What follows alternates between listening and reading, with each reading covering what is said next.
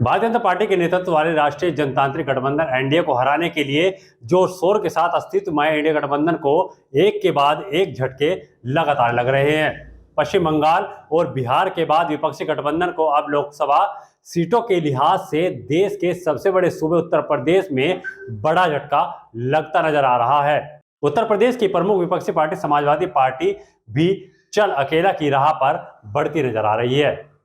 सूत्रों की माने तो सीट शेयरिंग को लेकर दोनों दलों की बातचीत टूट चुकी है और अब प्रदेश में दोनों दलों का गठबंधन नहीं होगा।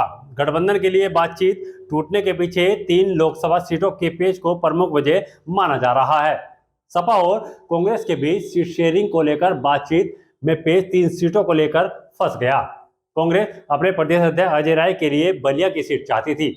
मुरादाबाद सीट अभी सपा के कब्जे में है और सपा अपनी सिटिंग सीट समेत इसमें से कोई भी सीट छोड़ना नहीं चाहती।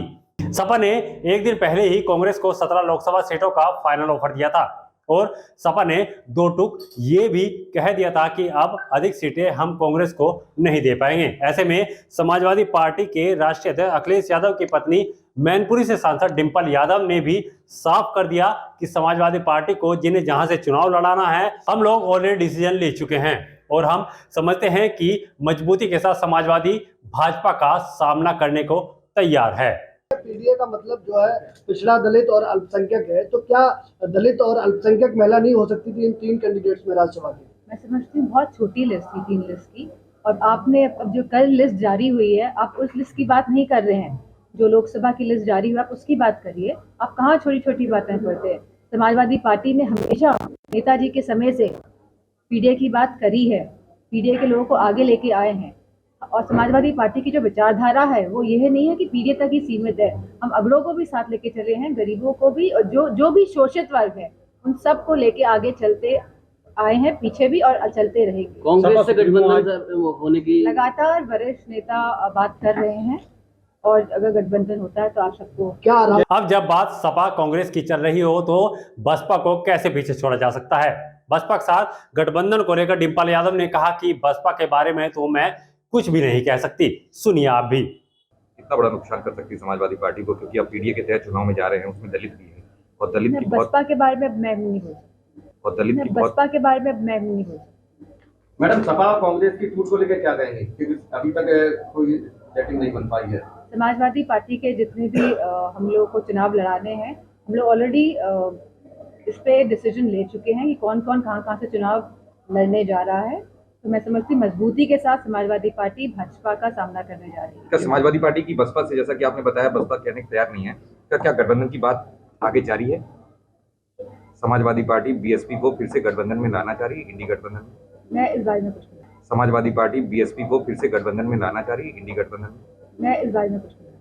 20 फरवरी के दिन स्वामी प्रसाद मौर्य ने समाजवादी पार्टी से ऑफिशियल इस्तीफा दे दिया है। जब डिंपल यादव से सवाल किया गया कि स्वामी प्रसाद मौर्य ने इस्तीफा दे दिया है तो डिंपल यादव बोली, चुनाव के दौरान स्वामी प्रसाद मौर्य जी पार्टी में आए थे जो कि चुनाव नहीं जीत पाए। इसके बावजूद भी समाजवादी पार्टी ने उन्हें खूब मान सम्मान दिया, एमएलसी बनाकर विधानसभा भेजने का भी काम किया और साथ ही पल्लवी पटेल से नाराजगी पर भी देखिए क्या कहती नजर आई डिंपल यादव। आप भी सुनिए। प्रसाद मौर्य ने आज समाजवादी पार्टी से इस्तीफा देकर के जो है पार्टी करने का ऐलान कर दिया, मीटिंग कर रहे हैं, एमएलसी पद से भी इस्तीफा दे दिया। पीडीए के लगातार विकेट गिर रहे हैं, कैसे देख रही है, क्या कहना चाहते हैं? मैं समझती हूँ कि चुनाव के दौरान स्वामी प्रसाद मौर्य जी पार्टी में आए थे और वो चुनाव नहीं जीत पाए थे। उसके बावजूद भी समाजवादी पार्टी ने उन्हें एमएलसी बना के विधानसभा में भेजने का काम किया है और हम स्वामी प्रसाद मौर्य जी का पूरा सम्मान करते हैं, हमेशा करते आए हैं। और जो समाज, अब आप बोलेंगे, नेक्स्ट सवाल करिए। अब पल्लवी पटेल जी ने भी पार्टी में रहते हुए और बगावत के सुर सामने ला दिए कि राज्यसभा कैंडिडेट को वोट ही करने देंगे। कहती है कि पीडीए के नाम पर छलावा कर रही है समाज। पल्लवी पटेल जी मेरी बहन जैसी हैं और बहुत सम्मान है मेरे हृदय में उनके लिए। और समाजवादी पार्टी के सिंबल से पल्लवी पटेल जी लड़ी थी और जीती थी। हम चाहते थे कि पल्लवी पटेल की जो माता जी हैं वो भी समाजवादी पार्टी से जीते और वो भी सदन तक पहुंचे, विधानसभा, लेकिन वो अपनी पार्टी के सिंबल से लड़ी और पल्लवी पटेल जी समाजवादी पार्टी के सिंबल से लड़ी और वो सदन तक पहुंची। हमें खुशी है और आगे भी इस तरह की कोई बात होगी तो हम पूरा समर्थन करेंगे पगड़ी पर। माना जा रहा था कि अखिलेश यादव रायबरेली या अमेठी में राहुल गांधी की इस यात्रा में शामिल हो सकते हैं।